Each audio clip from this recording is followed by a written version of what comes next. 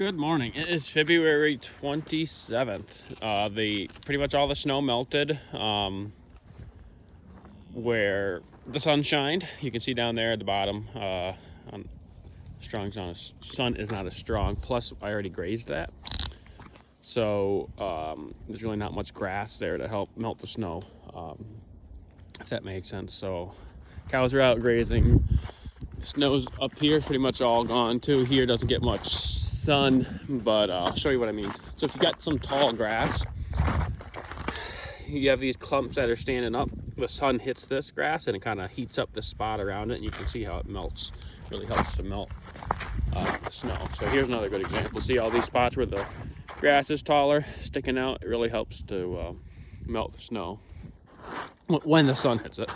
We had 50 degrees for a couple days. Yesterday was sunny and at 50, so it really melted. So the cows are out grazing again. I gave them a strip from right where that lower black cow is till here, so it's probably 2 days at least worth of grass. I got some hay set up. I got 2 weeks, well, probably more than 2 weeks of hay set up. Tractor broke down, so I used a neighbor's tractor to set out about 2 weeks worth of hay, just so I wouldn't have to do it again, and so I wouldn't have to worry about it. And that's when we had about 6 to 8 inches of snow on the ground. So I wanted enough hay out so I wouldn't have to worry. But we're gonna be able to graze. So what might have to do is move them. I'd like to get that on its side so it doesn't get filled with rainwater. I like to feed them in that hay ring like that. I've noticed that they waste a lot. I think when you feed them when they're on their round side, they kind of like flop the top of the bale like off, because it's the bale itself is taller than the ring, versus here it's a little harder for them to pull it out.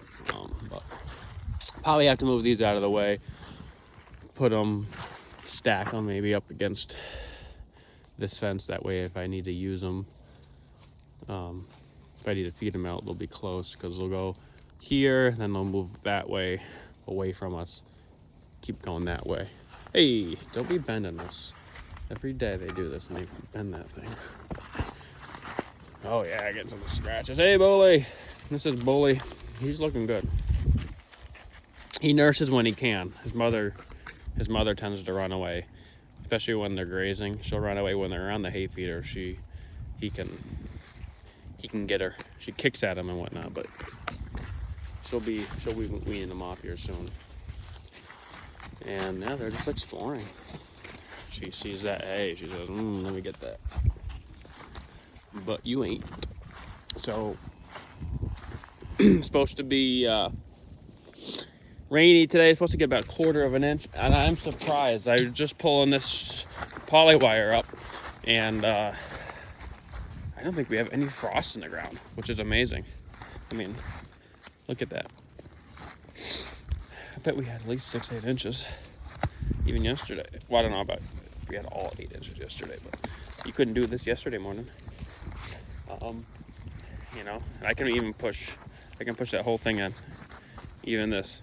Like, you'll be able to push this spike through frost, but then you get to this plastic part and that's not gonna go through the ground, but you push the whole thing right in. So no frost and no mud. Amazing. I think this is great. Actually, it worked out perfect. I had to feed the 8th of February. I started feeding hay, and it's pretty much the 28th, so 20 days, 19 days. I was thinking that maybe what I should do is feed hay while the ground is frozen, because they're not going to make a mud, they're not going to make a big mud ring around the hay feeder. But the ground's been frozen since the first of the year. But there wasn't any snow. I didn't have to feed hay till February 8th, so I held off. But I'm thinking this will work out good if we really don't get any more snow. I still got 2 months. Well, I probably got a month and a half of grass yet. Even let's say I have a month, which I know I have more than that. When it's muddy, not that it is muddy now, but we're gonna get this rain. When it's muddy, it's a lot better to have them out here walking around eating grass instead of having all their hooves around one bale and just making a mess out of it. So I was thinking that earlier in the year that maybe I should feed hay while I can, and then let them graze while it's muddy, and it just pretty much happened to work out that way. So come April, probably we'll have to see how it goes. Come April, even if I have stockpile, I really don't want them to be grazing too much. I don't want them to be grazing the grass down too hard when it's starting to grow, because even in April, it's going to start to green up. It's going to start to use its root reserves to grow, and these cows are going to be picking out all that new growth, which is going to set the grass back. They're not going to want to eat this stockpile when that time comes. So maybe I'll find a good spot and, like, you know, feed hay for 3 weeks or something, just to not really set back the grass. But they're doing really good. I don't really give them any protein supplement when they're on hay.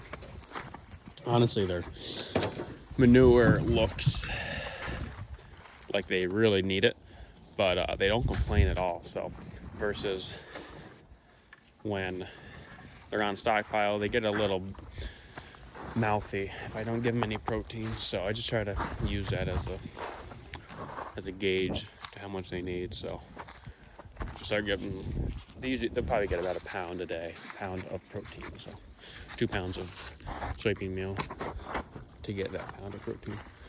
But everyone's doing good. Hey, girlie. Hey, girlie. Hey, mama. Everyone's doing good. Bully's turning out good.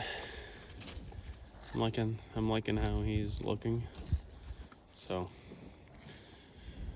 I'm gonna have to figure out a way. If I can't move these bales, I'm just gonna have to put some strings around them so they don't touch them. They'll be peeing on me.